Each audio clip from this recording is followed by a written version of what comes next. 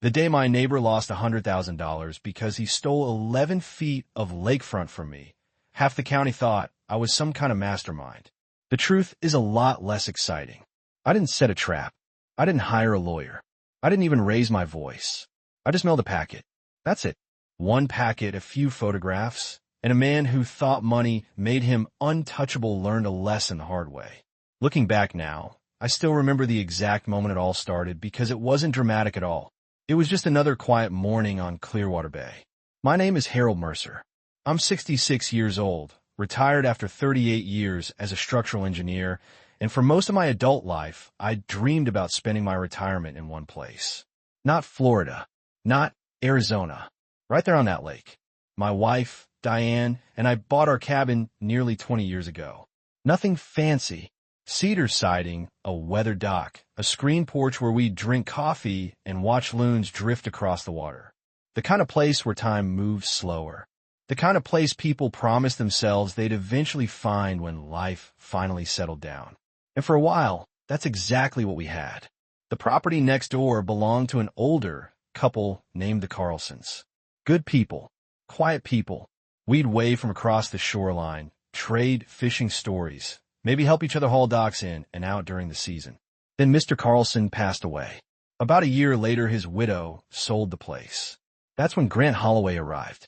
The first thing I noticed wasn't him. It was the demolition crew. Within 2 weeks, the old cabin was gone. Within a month, excavators were crawling over the property like ants. Trees disappeared. Truckloads of stone arrived. Concrete trucks came and went every day. One afternoon, Diane looked out the kitchen window and said, "Either they're building a house or a resort." She wasn't far off. What eventually rose from that lot looked more like something you'd find in a luxury magazine than on a quiet Minnesota lake.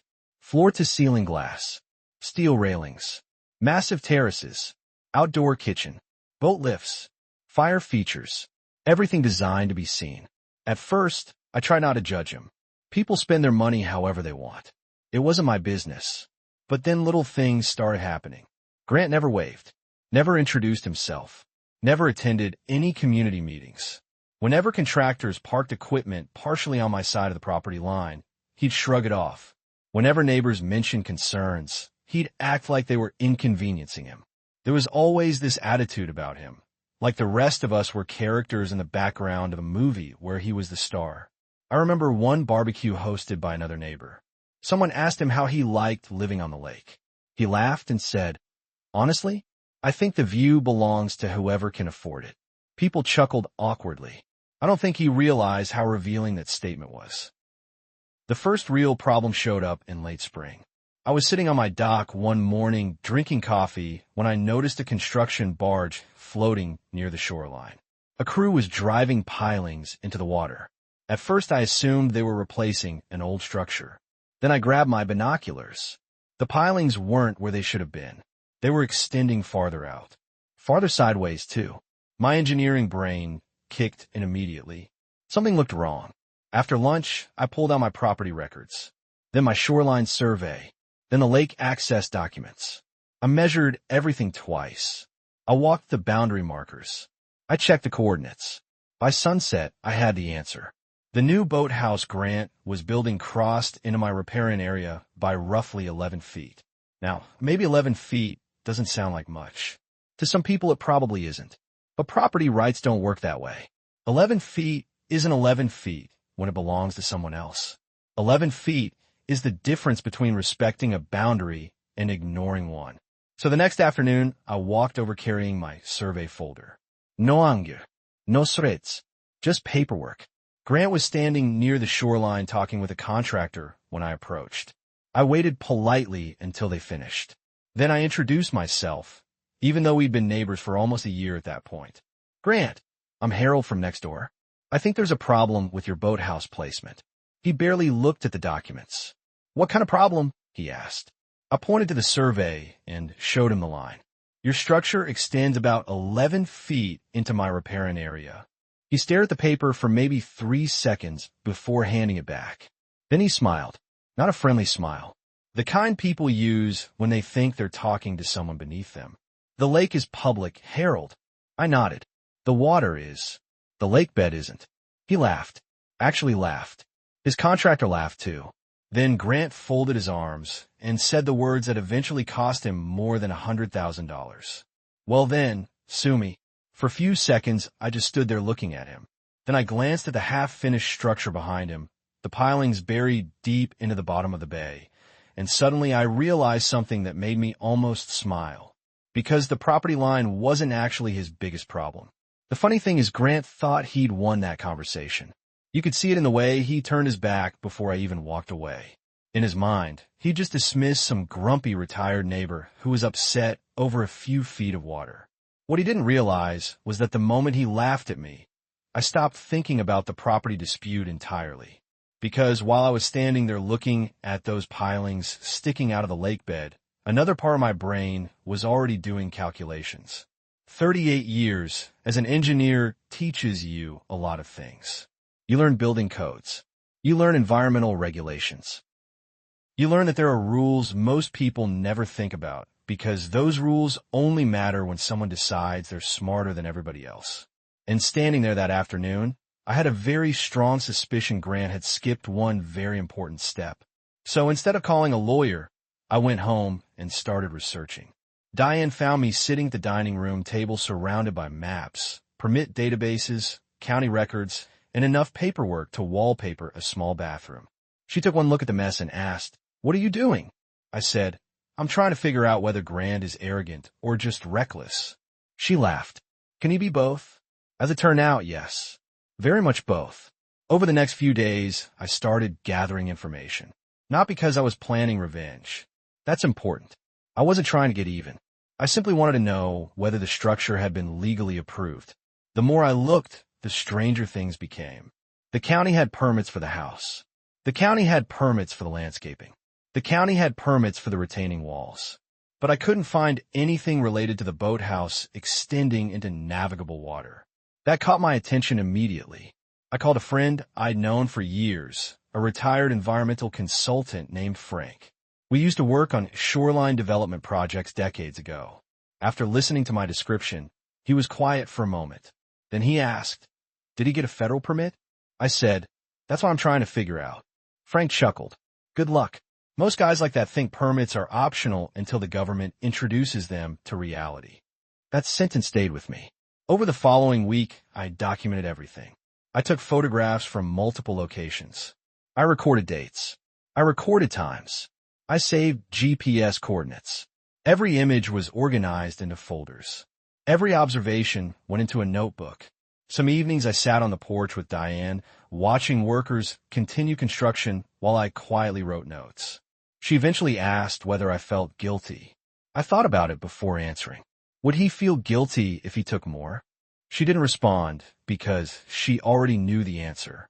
The project moved quickly, faster than I expected. By early summer, the frame was complete. By mid-June, the roof was finished. Electrical work followed. Decorative lighting appeared. A custom boat lift was installed. The whole thing looked expensive, really expensive. One afternoon, a marina owner from town estimated the structure alone had probably cost somewhere between $60,000 and $70,000. Grant seemed proud of it too. Every time guests visited, he'd walk them down to the shoreline and give tours like he was showing off a luxury resort. Then came the party. If there was ever a moment when Grant could have stepped back and reconsidered things, that was it. Instead, he doubled down. One Saturday evening, he hosted a massive housewarming celebration. Cars lined the road. Music echoed across the bay. Boats pulled up throughout the afternoon. People drank champagne on the dock, while servers carried trays of appetizers around the property. At sunset, I sat on my porch with Diane and watched the whole thing unfold across the water. The boathouse was glowing with decorative lights. Laughter drifted across the lake. Every now and then Grant would raise a glass and gesture toward the crowd like a politician campaigning for votes. Around 9 o'clock, he spotted me sitting on my dock. He lifted his drink and gave me a sarcastic little wave. The kind of wave people give when they think they've already beaten you. Diane rolled her eyes. "Please tell me you're not going over there." I laughed. "No, I'm staying right here." What I didn't tell her was that my packet was already finished. The following Monday morning, I drove into town. I visited the county recorder's office. I obtained certified copies of shoreline plats and ownership records. Then I stopped at a shipping center. Inside a large envelope, I placed photographs, surveys, coordinates, public records, and a short cover letter. The letter wasn't emotional. It wasn't angry. It simply stated facts. The structure appeared to extend into protected waters. Pilings appeared to have been installed. Relevant permits could not be located. Documentation attached. Respectfully submitted. That was it. No insats. No accusations. Just evidence. I mailed the package, certified with return receipt requested, and drove home. Then I waited. Most people imagine revenge as something dramatic. A confrontation, a lawsuit, some clever speech. Real life isn't like that. Real life is paperwork and patience. For nearly 3 weeks, nothing happened. Grant continued entertaining guests. Contractors finished cosmetic details. Jet skis appeared. New furniture arrived. If he was worried about anything, he certainly didn't show it. Meanwhile, I went fishing, mowed my lawn, and enjoyed retirement. Occasionally, neighbors asked whether the dispute had been resolved. I simply told them I wasn't involved anymore. Technically, that was true. The packet had already left my hands. The first sign of trouble arrived on a Tuesday morning.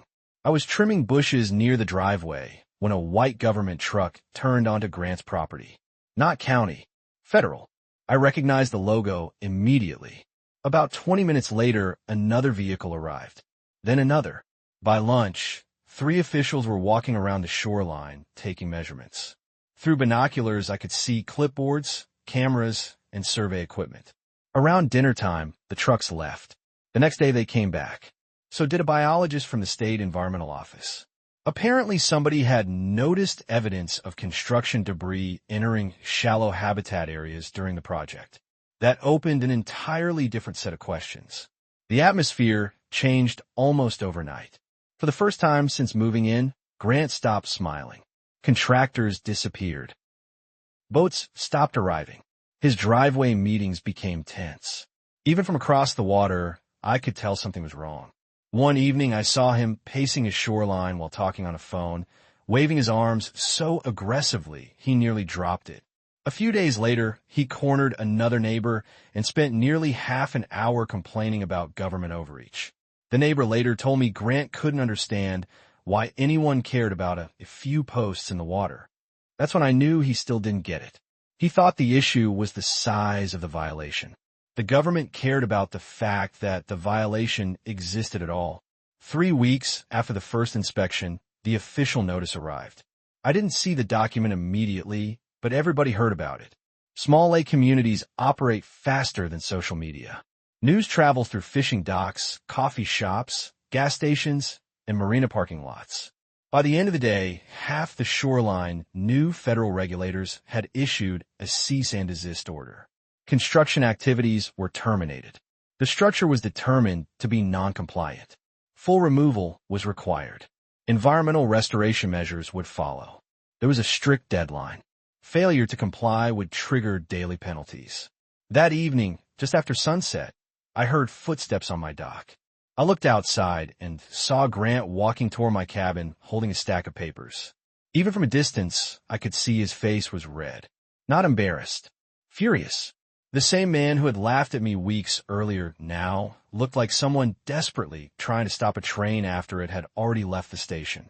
Diane glanced through the window and quietly said, "Looks like company." I stepped outside. Grant stopped a few feet away. The papers were shaking in his hand. For several seconds, neither of us spoke. Then he finally broke the silence. "You did this." Not a question, an accusation.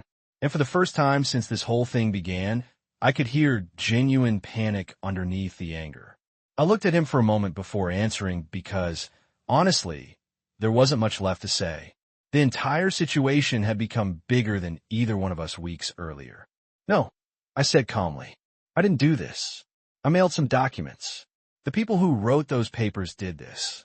Grant stared at me like he couldn't decide whether he wanted to yell or beg. "Come on, Harold," he snapped. "You knew exactly what would happen." I shrugged. I knew they'd investigate. He let out a bitter laugh. "Don't play games with me." Then he held up the notice. "Do you have any idea what this is going to cost?" The irony hit me so hard I almost smiled. For months, he had treated every concern like it was beneath him. Every warning was an annoyance. Every rule was for somebody else. Now, suddenly consequences mattered. "Grant," I said, "I came over with a survey. You laughed at me." He opened his mouth, then closed it again. "You told me to sue you." Still silence. "You had room to move the structure." I pointed toward the shoreline. "You could have fixed it before the concrete, before the wiring, before the roofing, before all of this." His shoulders dropped slightly. For the first time since I'd met him, he looked less like a wealthy developer and more like a tired man realizing he'd made a very expensive mistake. Then his tone changed completely. "Maybe we can work something out." There it was, the negotiation stage. The stage that always comes after arrogance fails. "What do you have in mind?" I asked. "I'll compensate you. We can sign something. Easement, access rights, whatever you want." I shook my head. This stopped being about me a long time ago. He looked genuinely stunned by that answer. Maybe because money had solved most of his problems before. Maybe because he still believed every dispute had a price. But federal regulators don't care about private deals once they're involved. The train was already moving. Neither of us could stop it now.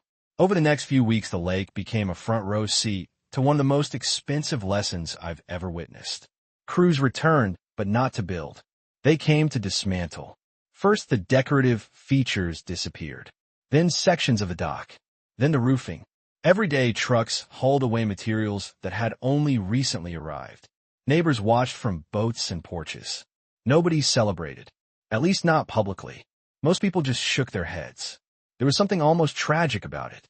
Watching thousands of dollars disappear because someone refused to listen during a 5-minute conversation. On day 26, a large crane arrived. I remember that morning clearly because the lake was perfectly calm. The water looked like glass. The crane operator positioned the boom over the structure while workers disconnected the remaining supports. Slowly, piece by piece, the boathouse came apart. The same building that had been the centerpiece of Grant's housewarming party was reduced to stacks of material waiting to be hauled away. After that came the restoration work. Specialists repaired shoreline damage. Sediment was addressed. Native vegetation was replanted. Environmental consultants monitored the area. The bills kept growing. One afternoon, I ran into the marina owner who had originally estimated the project's value. He whistled and said, "You know what this is costing him?" I told him I hadn't asked. The man shook his head. Between demolition, restoration, consultants, legal fees, redesign costs, and penalties, I'd be surprised if he's under 6 figures. Later, I heard estimates approaching $110,000. Maybe more. The exact number didn't matter. The point was that 11 feet had become very expensive. The strange thing is, after all the anger, all the tension, and all the noise, the ending was surprisingly quiet. Summer faded into fall. The leaves changed. Boats disappeared from the water. One chilly October morning, I noticed a real estate sign in Grant's yard. By Thanksgiving, the property was under contract.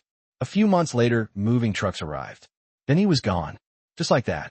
No farewell party. No dramatic confrontation. No final speech. One day he lived there. The next day he didn't. Every now and then people ask me if I feel guilty about what happened. The honest answer is no. But maybe not for the reason people expect. I never wanted his house destroyed. I never wanted him fined. I never wanted him to sell the property. What I wanted was incredibly simple. Respect the boundary. That's it. If he had moved those pilings when I first showed him the survey, none of the rest would have happened. Not $1 of those losses. Not one visit from regulators. Not one demolition crew. The entire disaster began with a decision that lasted maybe 10 seconds. A man looked at clear evidence, laughed, and decided the rules didn't apply to him. Today, Diane and I still sit on that same porch overlooking the lake. The restored shoreline looks healthy again. The native grasses came back. Wildlife returned. Some evenings the sunset reflects across the water exactly the way it did 20 years ago when we first bought the place. Most days I don't even think about Grant anymore. But every once in a while, when somebody starts talking about property disputes or difficult neighbors, I remember that afternoon by the shoreline. I remember the smirk. I remember him saying, "Sue me." And I remember walking away without arguing because I had already realized something he hadn't. Sometimes the most powerful response isn't anger. Sometimes it's patience. Sometimes it's documentation. And sometimes all it takes to bring down a $60,000 boathouse is a single envelope filled with the truth. So now I'm curious what you think. If you were in my position, would you have reported the violation immediately, or would you have given Grant another chance after he laughed in your face? Was this justice, or was it an example of government overreach going too far? Let me know down in the comments, because stories like this always divide people right down the middle. And if you've ever dealt with a neighbor who thought money, status, or arrogance placed them above the rules, share your experience below. Don't forget to like, subscribe, and stick around for more real community conflict stories where one decision can change everything.